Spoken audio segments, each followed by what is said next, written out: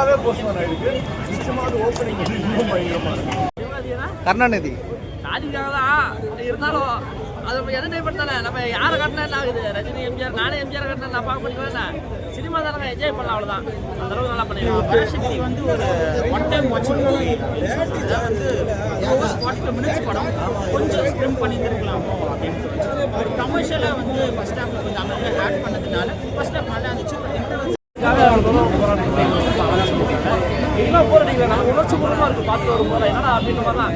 ஏன்னா இதை வந்து ஒரு படம் சொல்லலாம், ஒரு பாடம் சொல்லலாம். ஏன்னா இருக்கிற ஜென்ரேஷன் பண்ணுறதுலாம் தெரியாது. இதெல்லாம் இப்போதான் பசங்க 20 அஞ்சு அடிக்கணும் தப்பு அடிக்கிறாங்க. படம் ஸ்டார்ட் பண்ணி 1 மணி நேரம் இந்த படம் எதை நோக்கி போகுது அப்படின்றதே தெரியாது. அந்த 1 மணி நேரத்தை கட் பண்ணி எடுத்தாவே இந்த படம் 1.5 மணி நேரத்தில் முடிஞ்சிடும் அப்படின்ற மாதிரி தான் நான் சொல்லுவேன். ஏன்னா அந்த லவ் பொண்ணுக்காக இருக்கட்டும், லவ் சாங்ஸாக இருக்கட்டும், எல்லாத்தையுமே இந்த படத்தில் தேவையெல்லாம் வச்சிருக்கானுங்க. ஸ்க்ரீனில் உங்களே போஸ்ட்போன் ஆகிருக்கு. ஆமாம், ஜனநாயகம் எப்போ ரிலீஸோ கண்டிப்பாக சொல்கிறேன். எவ்வளோ விஷயத்தை சேஞ்ச் ஆகும். அந்த மாதிரி ஒரு நல்ல விஷயத்த சொல்லியிருக்காங்க. நல்லா இருக்கும். படம் ஃபுல்லாக பாலிடிக்ஸ் தான். அந்த பாலிடிக்ஸ் தான் வந்து ஒரு இப்போ தெரியுது. இப்போ ஜென்ரேஷன் புரியுமா சொல்லியிருக்காங்க. மற்றபடி பாலிடிக்ஸாக நம்ம சினிமா தானே, என்டர்டைன்மெண்ட் தானே. நம்ம படம் பார்க்கணும், அவ்வளோதான். மற்றபடி நல்ல விஷயத்தை கூட எடுத்துக்கலாம். கெட்ட விஷயத்தை விட்டுலாம். அது மாதிரி தான் நல்லா பண்ணியிருக்காங்க. ரொம்ப சூப்பராக இது எல்லாமே நல்லா பார்க்கலாம். அந்த பொங்கலுக்கு ஏன்னா நம்ம தளபதி கூட வரணும் வளர்த்தப்படும். ஆனால் அந்த மாதிரி இந்த படம் ரொம்ப நல்லா இருப்பாங்க. ரொம்ப நல்ல படம். படத்தில் ஹிந்தி திணிப்பு பற்றி என்னென்ன சொல்லியிருக்காங்க? அந்த ஹிந்தி மேட்டரை பற்றி தான் சொல்லியிருக்காங்க ஃபுல்லாக. ஏன்னா இது ஒரு சில பேருக்கு இந்த மாதிரி கதைகள் தெரியாது. ஏன்னா நம்ம அந்த காலத்தில் 1960 எனக்கே ஒரு சில விஷயங்கள் தெரியாது. இந்த படம் பார்க்கும்போது இவ்வளோ விஷயங்கள் இருக்குது, இதெல்லாம் தெரியுது அப்படின்னு இதுக்காக இவ்வளோ போராடிக்கிறாங்க நம்ம தெரியுது. இன்னும் ரொம்ப உணர்ச்சி பூர்வமாக இருக்குது இந்த பார்க்கும்போது. ஏன்னா நம்ம ஒரு மொழிக்காக ஒருத்தர் வந்து ஒரு உயிரை விடுறோம் அப்படின்னும் போது சினிமா நம்ம தான் சாத்தியம் இருந்தாலும் அதை வந்து விஜய் இப்போ நிறைய பேர் பண்ணியிருக்காங்க அப்படின்ற போது நம்மளை ஏற்றுக்கிட்டு இருக்குது. ரொம்ப நல்லா இருக்கு படம் பார்க்கலாம். மதராசப்பட்டினம் இருக்கு. ஆனால் அந்த அது ஒரு வேற மாதிரி ஒரு சேனல், இது ஒரு வேற மாதிரி சேனல். ஆனால் இது எல்லாருக்கும் பிடிக்கிற மாதிரி போனதுனால அது கமர்ஷியல் ஐட்டம் நிறைய ஆட் பண்ணாததுனால படம் கொஞ்சம் லேக் எடுக்கிறார். பக்கத்தில் இருக்கிறவங்க தான் ஃபோன் எடுத்து நோட்ட ஆரம்பிச்சிட்டாங்க. அப்படியே தெரிஞ்சு ஒரு அவங்களுக்கு எல்லா ஆடியன்ஸுக்கும் பிடிக்கும். பார்க்கலாம், எல்லாருக்கும் பிடிக்கிற மாதிரி பண்ணியிருக்காங்க. இல்லை சிவகார்த்திகேயன் கருணாநிதியாக காட்டியிருக்காங்களா? இது வந்து ரொம்ப நல்லா இருந்துச்சு அப்படின்னு சொல்லலாம். செகண்ட் ஹாஃப்லேருந்து ஒன்லி போராட்டம் அந்த விஷயங்களை வந்து இன்னும் கொஞ்சம் பெஸ்ட்டாக காமிச்சிருந்தாங்க. அதான் வந்து இப்போ என்ன சொல்ல வராங்கன்னா, இந்தியாங்கிறது வந்து ஒரு மீல்ஸ் மாதிரி. ஃபார் எக்ஸாம்பிள் கூட்டு, பொரியல், ரைஸ், சாதம், ரசம் எல்லாம் சேர்ந்தது ஒரு ஃபுல் மீல்ஸ். அதை விட்டு வெறும் சப்பாத்தி மட்டும் சாப்பிடுங்க அப்படிங்கிற சொல்கிற விஷயம் வந்து திணிக்கக்கூடாது அப்படிங்கிற சொல்கிற விஷயம் தான் இருக்குது. இன்னும் படம் வந்து கொஞ்சம் பெஸ்ட்டாக பண்ணி இன்னும் சொல்ல வேண்டிய விஷயத்தை கொஞ்சம் லாஜிக் மிஸ்டேக்ஸ் கம்மி பண்ணி சொல்லியிருந்தால் இன்னும் பெட்டராக. ஓகே, படம் எதிர்பார்க்குறவங்க ஜெயம் ரவி அதை ஃபஸ்ட்டு 60% ரொம்ப பெருசாக எதிர்பார்க்கும். அந்த படம் பிரைம் வீடியோவில் வந்திருந்தா கூட அந்த படம் பார்க்குறதுக்கும் எத்தனை வாட்டி பார்த்தாலும் எனக்கு அந்த படம் போர் அடிக்காது. அந்த அளவுக்கு நல்ல படத்தை எடுத்த ஒரு டேரக்டர் இந்த படத்தை எடுத்தாங்களா அப்படின்றது ஒரு மிகப்பெரிய கேள்விக்குறியாக இருக்குது. இந்த படத்தோடைய ரன் டைம் ரொம்ப பெருசாக இருக்குது அப்படின்றது ஒரு இந்த படத்துக்கு சம்மந்தமே கிடையாது. அந்த படத்தில் அந்த கேரக்டர் ஏன் இருக்குன்னு தெரியாது. சிவகார்த்திகேயனுடைய கேரக்டருமே அவருடைய நடிப்புமே இந்த படத்தில் அந்த அளவுக்கு நல்லா இல்லை அப்படின்ற மாதிரி நான் சொல்லுவேன். ஏன்னா இன்றைக்கி சூரரை போட்டு படத்தில் நம்ம அப்பா இறந்தப்போ நம்ம சூர்யா தருவாரிய அழுகிற ஒரு சீக்வன்ஸ் இருக்கும். அது கூட கம்பேர் பண்ணால் ஒரு கால் தூசு கூட இந்த படம் வராது.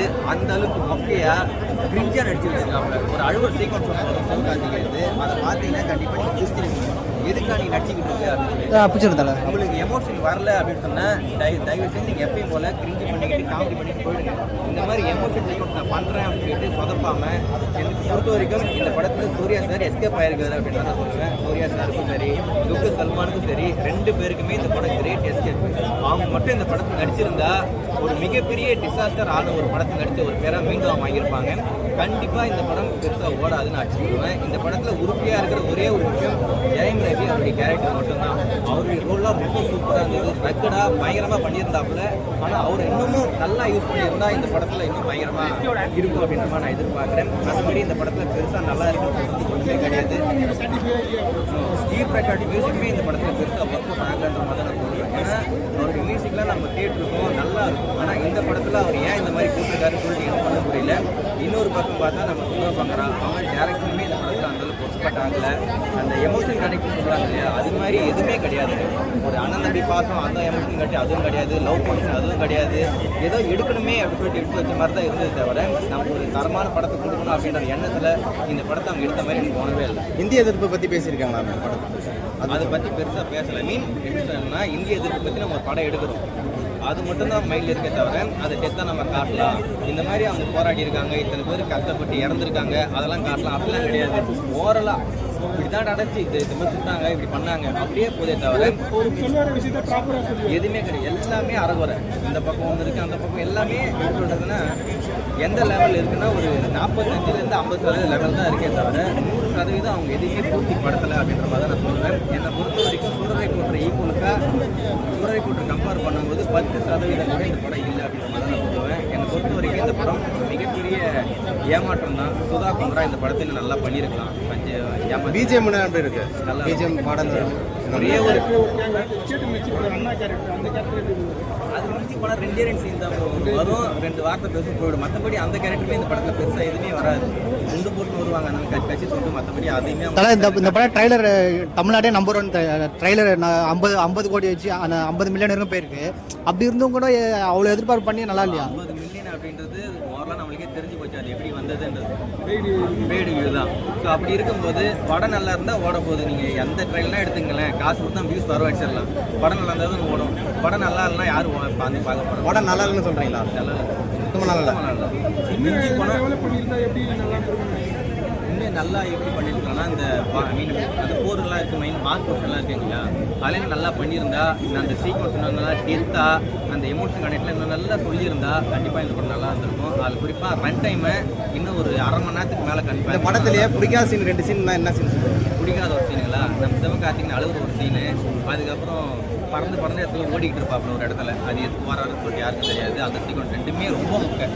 இன்ட்ரோல் போர்ஷன் நல்லா இருக்கும், என்ன சொல்ல மாட்டேன். ஸோ இதுக்கப்புறம் படம் பயங்கரமாக போகுன்ற மாதிரி தான் எதிர்பார்ப்பீங்க. இன்டர்வல் முடிச்சு